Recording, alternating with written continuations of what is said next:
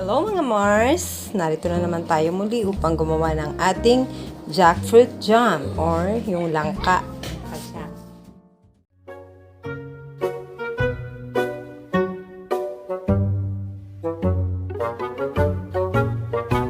Ang kailangan natin ay 1 kilo ng ating langka. Yung ibang part, in-slice ko siya into dice at yung iba ay ating i-blender naman. Then, our brown sugar, purified water, salt, lime or lemon. Set aside natin ito para dun sa iluluto natin mamaya. Please subscribe to our channel, Clumsy Mommy, kay Kim Julia and Kurt Justin.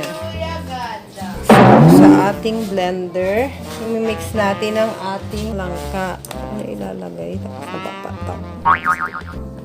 Hindi mas okay ito kaysa balao. Hindi man, wala ni ubang-ubang. Ito sinong nagbala? Meron pa atang buto. Si kuya, hindi masyadong buto. Hindi man Ang dami! Hindi ito pwede. Diba? Diba masisira to? Masisira? Ha? Pwede? Busy. Hindi ko tubig. Tinatanong niyo ako. Kasi hindi ko alam kung mag-ano to eh. May buto-buto pa ata.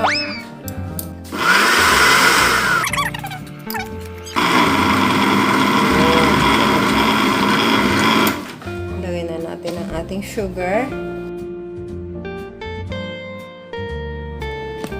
Next, ilagay muna natin yung lime. Salt.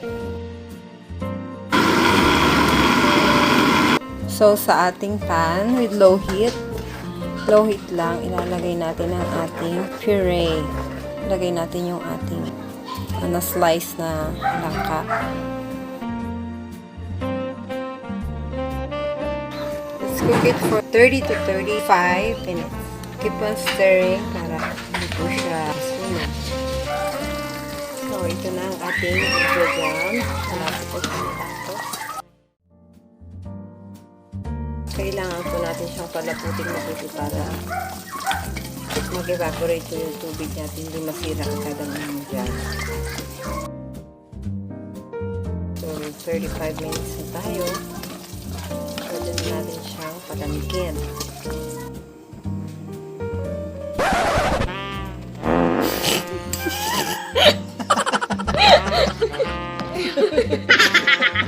Gagawin natin siya into jam para pwede natin siyang ipalaman o kaya ihalo kung yung gumawa ng yema.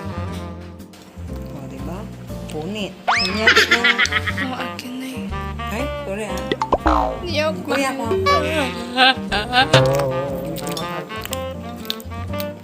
Kaya mo yan. How does it taste? Parang pineapple jam. Diba?